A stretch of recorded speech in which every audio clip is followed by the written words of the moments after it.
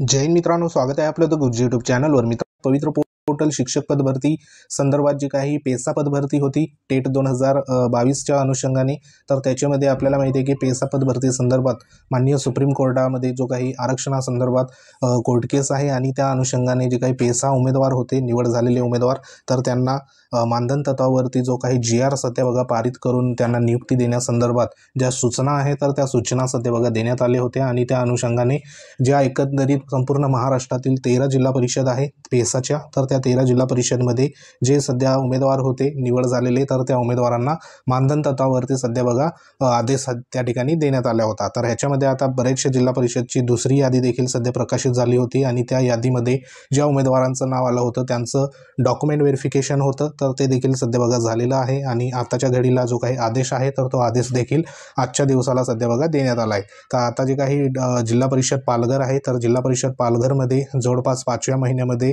सध्या जे document verification झालं होतं, तर त्याच्यामध्ये जवळपास 23/5/2025ला सध्या DV झालेला होता।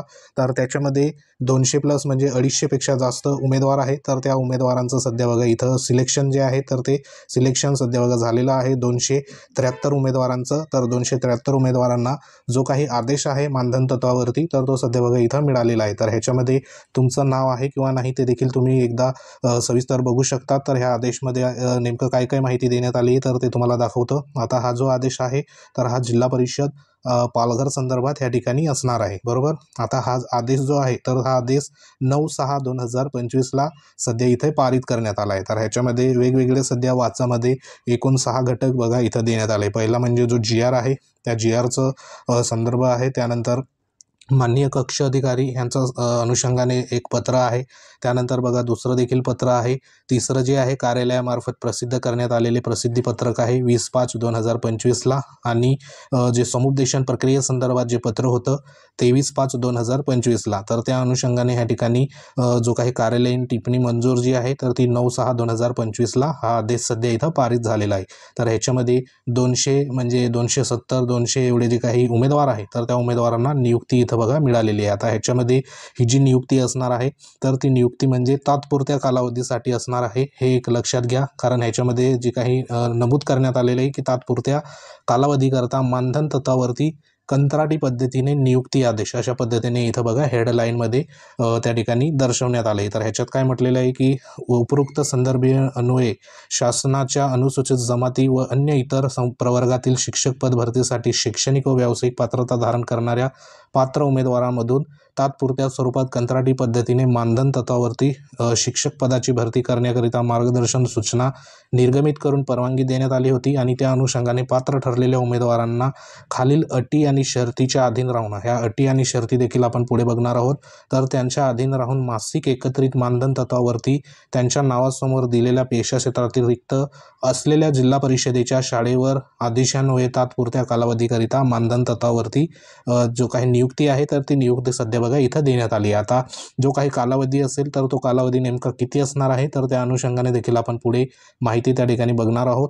तर आता ह्याच्यामध्ये जे काही मानधन असेल तर ते मानधन संदर्भात देखील विचारणा करत होते, मानधन किती मिळणार, तर इथं तुम्ही बघू शकतात उमेदवाराचं नाव आहे, त्याचा नियुक्तीचा गट आहे, विषय एकत्रित मानधन, आणि तालुका असेल, शाळा असेल त्याला जी काही मिळालेली आहे। तर ह्याच्यामध्ये आता हा एक उमेदवार आहे, बरोबर, हा 1 ते 5 या गटासाठी ह्याचं निवड झाली आहे। तर एकंदरीत इथं जे मानधन असणार आहे तर प्रत्येकाला 20,000 रुपये सध्या बघा इथं मानधन सध्या असणार आहे। ह्याचा जो काही निवड असलेला तालुका आहे आणि शाळेचं नाव, अशा पद्धतीने हे संपूर्ण जी काही यादी आहे तर ही यादी इथं देण्यात आली आहे। आता ह्याच्यामध्ये निवड झालेले जे उमेदवार आहेत तर ते उमेदवार 1 ते 5 या गटासाठी इथं आपल्याला सध्या बघा दिसत आहे। तर ह्याच्यामध्ये तुमचं नाव असेल तर ते तुम्ही नाव व्यवस्थित बघा बघून घ्या, आणि संबंधित दिलेला जो तालुका असेल तर त्या तालुक्यामध्ये जी तुम्हाला शाळा मिळाली आहे तर त्या ठिकाणी तुम्हाला हजर व्हायचं आहे। आता हजर नेमकं किती दिवसापर्यंत तुम्हाला ह्या ठिकाणी व्हायचं आहे त्या अनुषंगाने खाली महत्त्वाच्या सूचना आहे, तर त्या सूचना सध्या इथं देण्यात आल्या। आता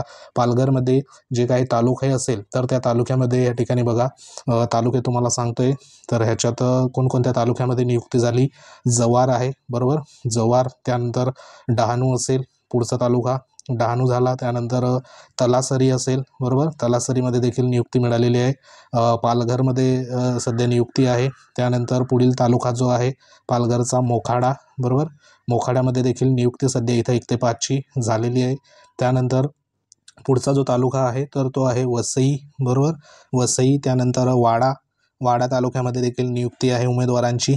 त्यानंतर पुढील जे काही तालुका जर बघितला आपण विक्रमगड आहे, बरोबर, विक्रमगडचा देखील बरेचसे नियुक्ती आहे. त्यानंतर असे जे काही जवळपास जे तालुके आहेत तर त्या तालुक्यामध्ये 273 एवढे जे काही उमेदवार आहेत 273, तर एवढ्या उमेदवारांना 1 ते 5 या गटासाठी इथं नियुक्ती सध्या बघा मिळाली आहे.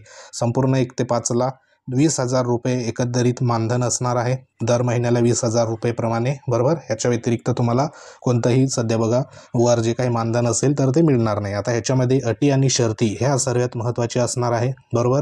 तर ह्याच्यामध्ये बघा ज्या महत्त्वाच्या अटी शर्ती असेल तर त्या अटी शर्ती तुम्हाला इथं सांगतोय. तर हे एकंदरीत संपूर्ण जो काही कालावधी आहे तर तो सांगितल्याप्रमाणे मानधन तत्वावरती कंत्राटी पद्धतीने सध्या बघा असणार आहे, बरोबर. आणि संबंधित जी काही पंचायत समिती असेल तेथे तात्काळ सध्या हजर होणे बंधनकारक असणार आहे, अशा पद्धतीने इथं सांगण्यात आलं आहे. दुसऱ्यामध्ये काय आहे तर जे काही मानधन तत्वावरती कंत्राटी पद्धतीने देण्यात आलेल्या नियुक्ती कालावधीमध्ये आपण कोणत्याही स्वरूपाचे गैरवर्तन वगैरे सध्या बघा त्या ठिकाणी केल्यास आपल्याला कोणतीही पूर्व सूचना न देता आपली नियुक्ती रद्द करण्यात येईल, असं या ठिकाणी दुसरं आहे. त्यानंतर तिसरं जे आहे या ठिकाणी अटी शर्ती, मानधन तत्वावर कंत्राटी पद्धतीने नियुक्ती देण्यात आलेल्या उमेदवारांनी त्यांच्या मूळ कागदपत्राची तपासणी आहे तर ती तालुका स्तरावर गट शिक्षण अधिकारी यांच्यामार्फत या ठिकाणी करून घेण्यात यावी. त्यामुळे उमेदवारांना दिलेल्या तालुक्यात हजर होताना आपली शैक्षणिक आणि व्यावसायिक अर्हतेसंदर्भात संपूर्ण कागदपत्र ओळखपत्र सोबत ठेवणे बंधनकारक आहे. आता हे जे कागदपत्र आहे तर त्या अनुषंगाने बघा आपण व्हिडिओ देखील बनवला आहे,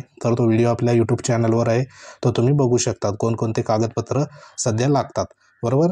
त्यानंतर पुढचं आहे ह्या ठिकाणी जर तुमच्याकडे मूळ कागदपत्र जर नसेल तर तुमची जी काही नियुक्ती असेल तर ती नियुक्ती बघा तात्काळ त्या ठिकाणी रद्द होईल, अशा पद्धतीने देखील इथं सध्या सांगण्यात आलेलं आहे. आणि जे काही तुम्ही सध्या बघा मूळ कागदपत्री तपासणी करताना उमेदवारांनी अर्जासोबत सादर केलेले कागदपत्र आणि मूळ कागदपत्र ह्याच्यामध्ये तफावत जर आढळली तर उमेदवाराची नियुक्ती तात्काळ रद्द केली जाईल, यांनी गांभीर्याने नोंद घ्यावी, असं देखील इथं म्हटलेलं आहे. म्हणजे अर्ज केलेला होता त्या अर्जामध्ये जे कागदपत्र होते आणि मूळ कागदपत्र ह्याच्यामध्ये तफावत त्या ठिकाणी पाहिजे नाही, म्हणजे जे काही माहिती असेल तर ती ओरिजिनल सध्या बघा त्या ठिकाणी तुम्हाला दाखवावी लागेल. तर ही एक महत्त्वाची इथं बघा सध्या अटी आणि शर्ती होती. आता ह्याच्यामध्ये एकंदरीत मानधन जे आहे तर ते मानधन देखील तुम्हाला सांगितलं 20,000 रुपये एकंदरीत मानधन असणार आहे. आणि हे संपूर्ण जे काही आहे तर ते तुम्हाला फक्त मानधनच मिळणार आहे, त्याच्या व्यतिरिक्त कोणत्याही प्रकारचं वरचं जे काही असेल तर ते तुम्हाला त्या ठिकाणी मिळणार नाही. आणि महत्त्वाचं या ठिकाणी 10 नंबरचा मुद्दा देण्यात आला आहे की ही जी काही तात्पुरत्या कालावधीकरता मानधन तत्वावर कंत्राटी पद्धतीने नेमणूक जी आहे ती माननीय सर्वोच्च न्यायालयामध्ये दाखल असलेली जी याचिका आहे तर ती याचिका या ठिकाणी बघा पेसा संदर्भात तर त्या याचिकेच्या निर्णयाच्या अधीन राहून देण्यात येत आहे, अशा पद्धतीने इथं एक अट आहे.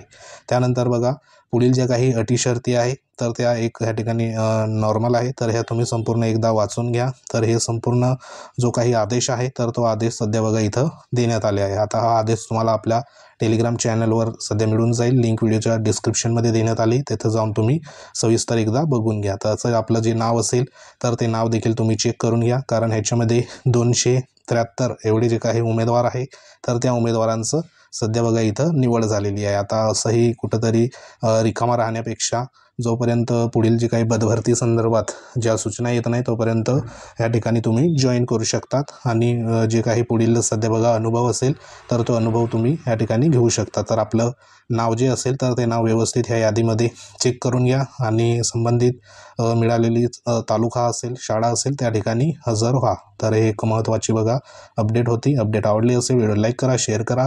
तुम्ही जर आपल्या चॅनलवर नवीन असाल चॅनलला आवर्जून सबस्क्राईब करून घ्या, बाजूला बेल आयकॉन आहे त्याला देखील प्रेस करा. तर महत्त्वाचा व्हिडिओ होता. अशाच प्रकारचे व्हिडिओसाठी वेळोवेळी भेट देत राहा. तर भेटू आपण नेक्स्ट अपडेटमध्ये. तुमचे काही कमेंट असतील कमेंट नक्की करा, त्याच्यावरती पुढील जो काही अपडेट असेल तर ते तुम्हाला त्याच्यावर वेळोवेळी आपण देत राहू. तर भेटू नेक्स्ट अपडेटमध्ये. तोपर्यंत जय हिंद, वंदे मातरम.